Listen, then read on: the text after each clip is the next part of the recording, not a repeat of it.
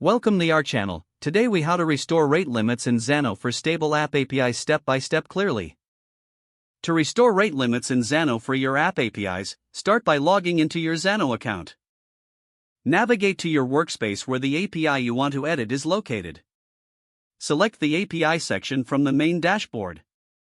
From the list of APIs, choose the specific API that requires rate limit adjustments. Click on the Settings tab within the API section. Locate the rate limiting option in the Settings menu. Enable rate limiting if it is not already turned on.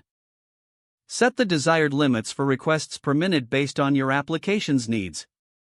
Adjust the burst limit to allow temporary spikes in user activity.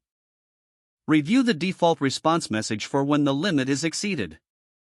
Customize the message if you want to provide more descriptive feedback to users.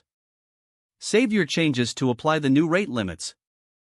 Monitor your API usage to ensure the rate limits are effective. Make further adjustments if necessary based on user feedback and data analytics. Regularly revisit your rate limit settings to align with the growth of your application. If the page does not load, refresh the browser or try again in a private or incognito window. Make sure you are using the correct email address, then retype it carefully to avoid small typos. If your password is not accepted, use the reset option and create a new strong password you can remember.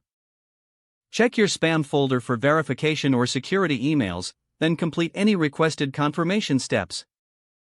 Enable two-factor authentication if available to improve account security and reduce unauthorized access risk.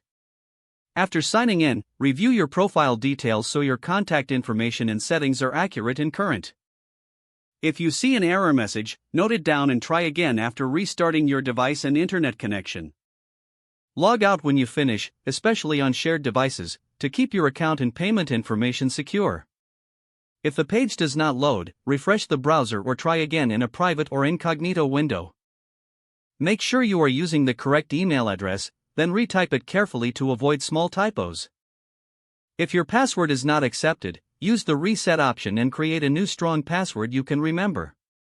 Check your spam folder for verification or security emails, then complete any requested confirmation steps. Enable two-factor authentication if available to improve account security and reduce unauthorized access risk. Don't forget to like this video and subscribe to our channel for more step-by-step tech guides.